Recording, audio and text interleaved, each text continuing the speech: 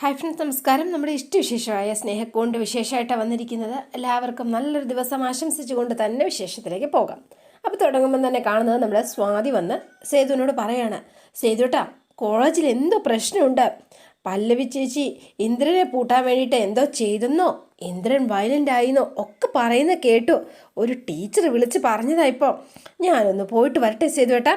വേണ്ട വേണ്ട എന്ന് പറഞ്ഞ സേതു വേഗം എഴുന്നേറ്റു. നീ പോവേണ്ട, ഞാനാ പോകേണ്ടത്. അയ്യോ സേതുട്ടാ, ഈ അവസ്ഥയിൽ എങ്ങനെ പോവാനാ എന്ന് ചോദിച്ചു. അതെ, കേട്ടിട്ടില്ലേ നീ?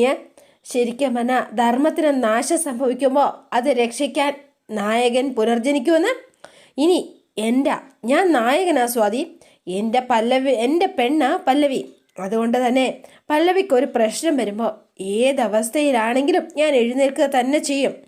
എണീറ്റേ പറ്റൂ എന്ന് പറഞ്ഞ് സേതു വേഗം തന്നെ അവിടെ നിന്ന് എഴുന്നേറ്റിട്ട് നേരെ ചെന്ന് ഡ്രസ്സൊക്കെ മാറി പുതിയ ഡ്രസ്സൊക്കെ ഇട്ടു. പഴയപടി ആയതുപോലെ ആ കയ്യിലായതും കൊണ്ട് നേരെ ഇറങ്ങി പല്ലവിയുടെ അടുത്തേക്ക് പോവാണ്. വണ്ടി സ്വന്തം ഓടിച്ചാണ് കേട്ടോ പോണത്.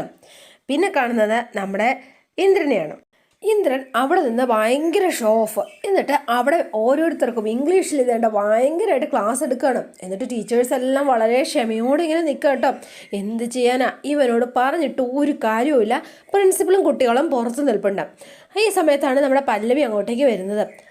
പല്ലവി ടീച്ചറെ, പല്ലവി പറഞ്ഞതാ ശരി എന്ന് പറഞ്ഞ് പ്രിൻസിപ്പൾ ഇങ്ങനെ നിൽക്കുകയാണ്. അതെ, ഇയാൾക്ക് നല്ല സുഖമില്ല, ഇയാളാകെ വയലൻ്റ് ആയിരിക്കുക. ടീച്ചർ ചെന്നാലേ എന്തെങ്കിലും ചെയ്യാൻ പറ്റൂ എന്ന് പറഞ്ഞു. പല്ലവി പതുക്കെ അകത്തേക്ക് കയറി ചെന്നപ്പോഴത്തേനും ഇന്ദ്രൻ വേഗം, പല്ലി നീ വന്നില്ലേ? അതെ, കം ഓൺ മൈ ഡിയർ, വാന്നേ. ദേ, ഞാൻ ഇവർക്ക് ക്ലാസ് എടുത്തോണ്ടിരിക്കുക. ഡ്രാമ എടുക്കാൻ ഞാൻ ഉസ്താദാണെന്ന് നിനക്കറിയാലോ അല്ലേ? പക്ഷേ ഇതൊന്നും ഇവിടെ ഇരിക്കുന്ന ഈ പൊട്ടിമാർക്കൊന്നും അറിയില്ലെന്നേ. ഈ മരത്തലയും പ്രിൻസിപ്പളിനിട്ട് ഞാനൊന്ന് കൊടുത്തു. നീ വാ, നമുക്ക് 2 പേർ കൂടി ഈ കൈകോർത്ത് പിടിച്ച് ഈ ക്യാമ്പസിലൂടെ മുഴുവൻ നമുക്ക് ചുറ്റി നടക്കാം, വാ എന്ന് പറഞ്ഞു. പല്ലവി അനങ്ങാതെ നിൽക്കുകയാണ്. പോവല്ലേ മിസ്സേ, വയലൻ്റ് ആയിരിക്കുക എന്ന് മറ്റൊരു ടീച്ചർ അവിടെ ഇരുന്ന് പറഞ്ഞു. അപ്പോൾ അവിടെ ഒന്ന് നോക്കി കേട്ടോ. എന്നിട്ട് വേഗം തന്നെ, ഡി നിന്നോട് വരാനല്ലേടി ഇങ്ങോട്ട് പറഞ്ഞത് എന്ന് ഇന്ദ്രൻ ഇങ്ങനെ ഒച്ചയ്ക്കോ ഇങ്ങനെ പറയുകയാണ്. എന്താടി നിനക്ക് അനുസരിച്ചാൽ എന്ന് ചോദിച്ചുകൊണ്ടാണ് ചൂടാവുന്നത്. വേഗം അങ്ങോട്ടേക്ക് വന്നു. വരാനല്ലേ പറഞ്ഞത്? ഇല്ല, എനിക്ക് നിന്റെ കൈ പിടിച്ച് ഇവിടെ മൊത്തം കറങ്ങണം എന്ന് പറഞ്ഞ് പല്ലവിയുടെ കൈക്ക് കയറി ഇന്ദ്രൻ പിടിച്ചു. ദേ, വരാനല്ലേ നിന്നോട് പറഞ്ഞത്? എടി പല്ലി, ചുമ്മാ ബലം പിടിക്കരുത്. ബലം പിടിച്ചു കഴിഞ്ഞാൽ എൻ്റെ സ്വഭാവം മാറും. വാടി ഇങ്ങോട്ട് എന്ന് പറഞ്ഞ് ഇന്ദ്രൻ ഇവളെ വലിച്ചുകൊണ്ട് നേരെ ക്യാമ്പസിൻ്റെ പുറത്തേക്ക് ചെല്ലുകയാണ്. ഈ സമയത്താണ് നമ്മുടെ സേതു ദേണ്ട അങ്ങോട്ടേക്ക് കയറി ചെല്ലുന്നത് കേട്ടോ. അപ്പോൾ സേതു പഴയപടി ആയോ, അല്ലെങ്കിൽ സേതു വെജിറ്റബിൾ പൊസിഷനാണെന്ന് പറഞ്ഞ് വിശ്വസിച്ചിരിക്കുവാണ് ഇന്ദ്രൻ.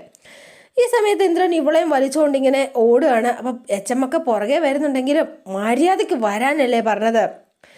അപ്പം സേതു ദേണ്ട അങ്ങോട്ടേക്ക് കയറി വന്നു.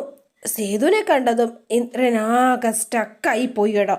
ശരിക്കും ഒന്ന് ഞെട്ടി. ഇവൻ്റെ അടിമുടി ഇങ്ങനെ ഒന്ന് നോക്കുകയാണ്. ഏതൊരു ഹീറോയെ പോലെ അങ്ങോട്ടേക്ക് കയറി വരികയാണ്. അപ്പോൾ കയ്യിൽ എന്താ പറയുക, ഈ കൈ വെക്കുന്നെങ്കിൽ കുത്തി നടക്കുന്ന വടിയെടുത്ത് തോളയിൽ വെച്ച് ഒരായുധമാക്കി സേതു മാറ്റി എന്നുള്ളതാണ്. അപ്പോൾ വേഗം പല്ലവിയെ കയറി എന്താ പറയുക കുത്തി ഇങ്ങനെ പിടിച്ചു ഇന്ദ്രൻ. എന്നിട്ട് നീ എങ്ങനെ ഇവിടെ വന്നു എന്ന് ചോദിച്ചു. ഒന്നും മിണ്ടിയില്ല. അടുത്ത് വരരുത്, അടുത്ത് വന്നാൽ ഇവളൊക്കെ ഞാൻ താഴെയിട്ട് കൊല്ലും, ഞാൻ വരരുതെന്നാണ് പറഞ്ഞത്. പക്ഷേ സേതു ഇതൊന്നും നോക്കിയില്ല കേട്ടോ. വേണ്ട, വരരുത് എന്ന് പറഞ്ഞു. സേതു കയ്യിലിരുന്ന ഒരു സ്റ്റിക്ക് വെച്ച് ഇന്ദ്രൻ്റെ മൂക്കിണ്ടൊരെണ്ണം കൊടുത്തിട്ട് നേരെ ഇന്ദ്രനെ അങ്ങ് പിടിച്ചു മാറ്റി. എന്നിട്ട് പല്ലവിയെ തൻ്റെ പക്ഷത്തേക്ക് കൊണ്ടുവന്നു.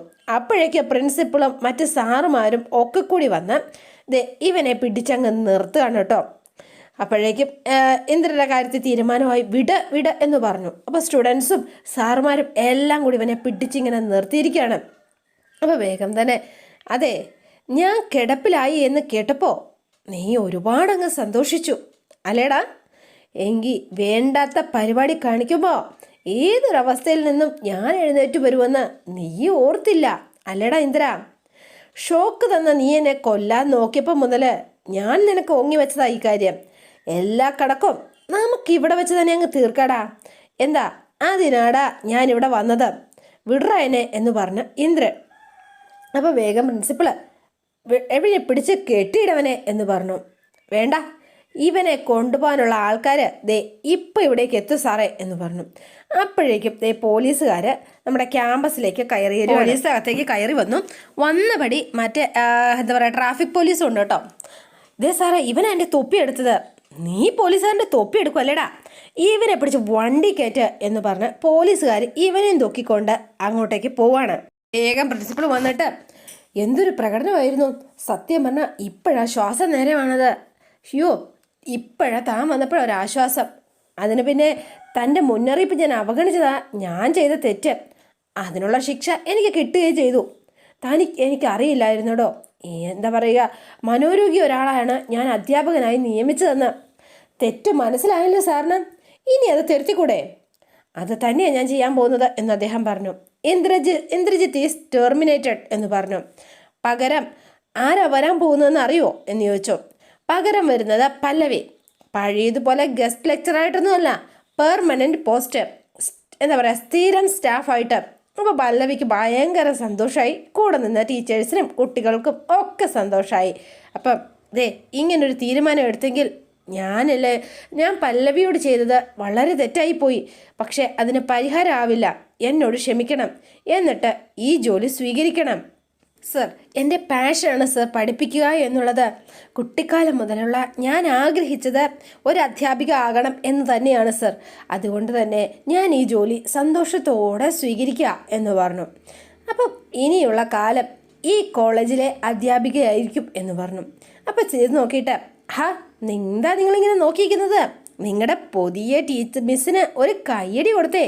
അപ്പോൾ എല്ലാവരും കൈയടിച്ച് തന്നെ പല്ലവിയെ സ്വീകരിക്കുകയാണ്. അപ്പോൾ ഭയങ്കര സന്തോഷമായി. പല്ലവിക്കും സേതുവിനും ഭയങ്കര ഹാപ്പിയായി. അപ്പോൾ രണ്ടുപേരുടെ വീട്ടിലേക്ക് വന്നു. കേക്കൊക്കെ മുറിച്ച് ആഘോഷിക്കുകയാണ് രണ്ടുപേരും. എന്താണെങ്കിലും അച്ഛനോട് ഞാൻ ഈ കാര്യം വിളിച്ചു പറഞ്ഞു. ഭയങ്കര സന്തോഷമായി. എങ്കിലും മോള് കാണിച്ചത് വലിയ സാഹസമായിപ്പോയി. ഒരു മരണം ജീവമരണ കളി. അപ്പോൾ ശോഭയ്ക്ക് പേടിയുണ്ട് കേട്ടോ. ആ ഭ്രാന്തടിച്ച സമയത്ത് ഇന്ദ്രൻ എന്തെങ്കിലും നിന്നെ ചെയ്തിരുന്നെങ്കിലോ? എന്ത് ചെയ്തേനെ നീയാ? എങ്കിൽ ഞാൻ ഈ കേക്ക് മുറിക്കാനായിട്ട് ജീവനോടെ ഉണ്ടാകുമായിരുന്നില്ല. അത്രേ ഉള്ളൂ. അതിന് ഞാൻ മരിക്കണം എന്ന് സേതു.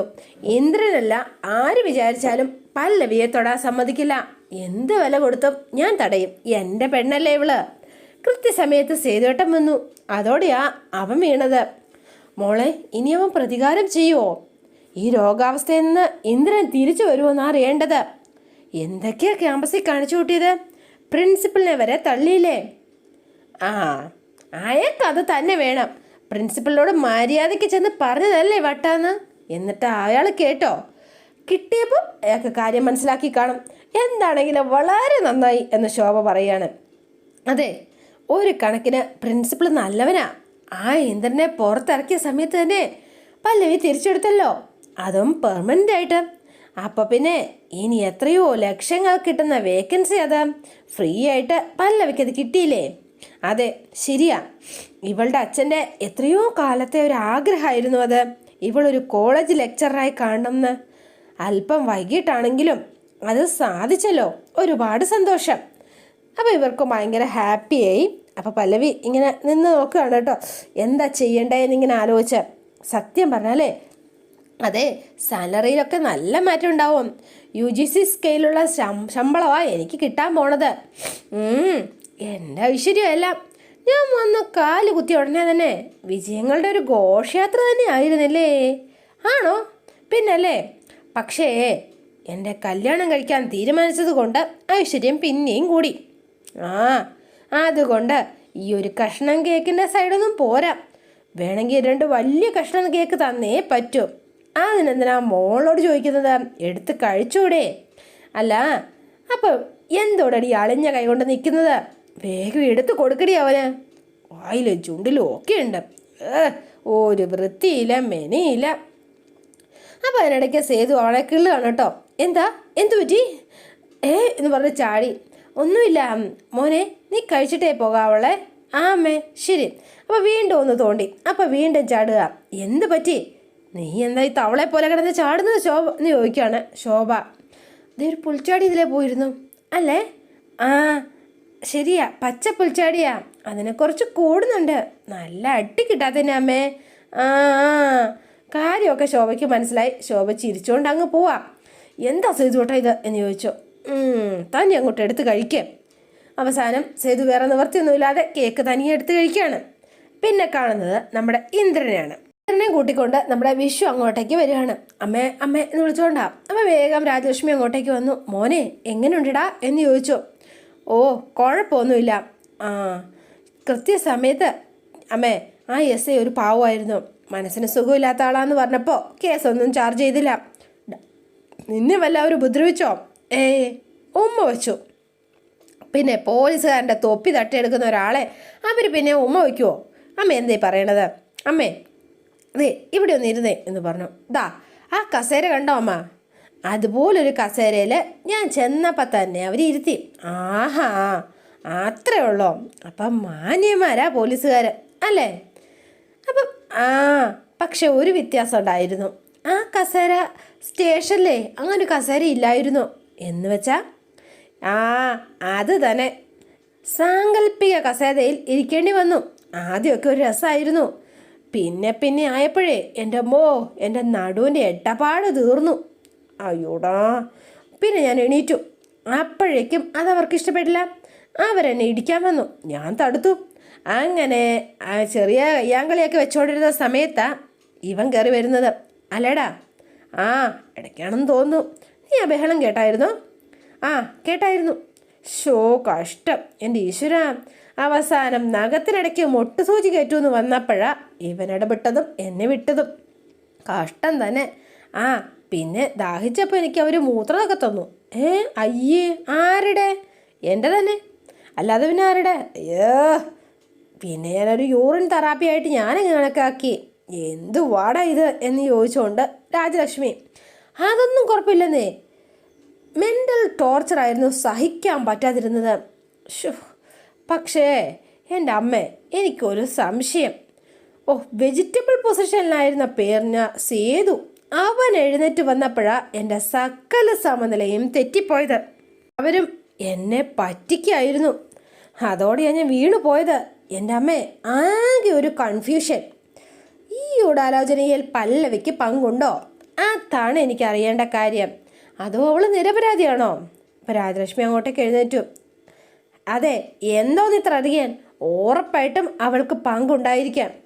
അവളെ വിശ്വസിക്കാൻ പോയാൽ നിനക്കാ തെറ്റുപറ്റിപ്പോയത്. എങ്കിൽ എന്താ അറിയണമല്ലോ. അങ്ങനാണെങ്കിൽ എനിക്കതൊന്ന് ഉറപ്പിക്കണം. എൻ്റെ മുഖത്ത് നോക്കി എന്നെ കല്യാണം കഴിച്ചോളാം എന്ന് പറഞ്ഞ് സമ്മതിച്ചവളാ അവൾ.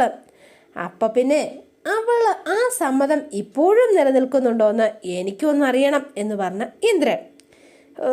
കഷ്ടം. തോന്നും പോലെ ഇട്ട് തട്ടിക്കളിക്കാൻ ഞാൻ പന്തൊന്നും അല്ലല്ലോ. എടാ നീ ഒരു മണ്ടനാ. നീ എല്ലാവരും ഇട്ടതേ ഇങ്ങനെ തട്ടിക്കളിക്കുക തന്നെയാ. എന്നിട്ടിപ്പോൾ എന്തായി? അവസാനം പോലീസ് സ്റ്റേഷനിൽ കയറേണ്ടി വന്നില്ലേ? അത് വിട്. അതിപ്പോൾ എൻ്റെ കയ്യിലിരിപ്പുണ്ടല്ലേ, അല്ലാതൊന്നും അല്ലല്ലോ. അപ്പം എല്ലാത്തിനും എനിക്ക് അതിൻ്റേതായ തിരിച്ചടികളുണ്ടമ്മേ. എന്താണെങ്കിലും നോക്കട്ടെ. ആദ്യം പല്ലവിയെ ഞാനൊന്ന് കാണട്ടെ, അതിനുശേഷം നമുക്ക് തീരുമാനിക്കാം എന്ന് പറഞ്ഞ് നിൽക്കുകയാണ് ഇന്ദ്രൻ. അതോടെയാണ് ഇന്നത്തെ വിശേഷം അവസാനിക്കുന്നത്. ഇനി നാളത്തെ വിശേഷം ഇതിലും ഗംഭീരമാണ്. എല്ലാവരും വെയിറ്റ് ചെയ്യുക. ഇഷ്ടപ്പെട്ടുവെങ്കിൽ ലൈക്ക് ചെയ്യാനും ഷെയർ ചെയ്യാനും മറക്കല്ലേ. തൊട്ടടുത്ത ആ ബെൽ ബട്ടൺ കൂടെ ഒന്ന് ഞെക്കുകയാണെങ്കിൽ ഞാൻ ഇടുമ്പോൾ തന്നെ നോട്ടിഫിക്കേഷൻ ലഭിക്കുന്നതായിരിക്കും. പുതുപുത്തൻ വിശേഷമായിട്ട് എത്താം. Bye and see you again.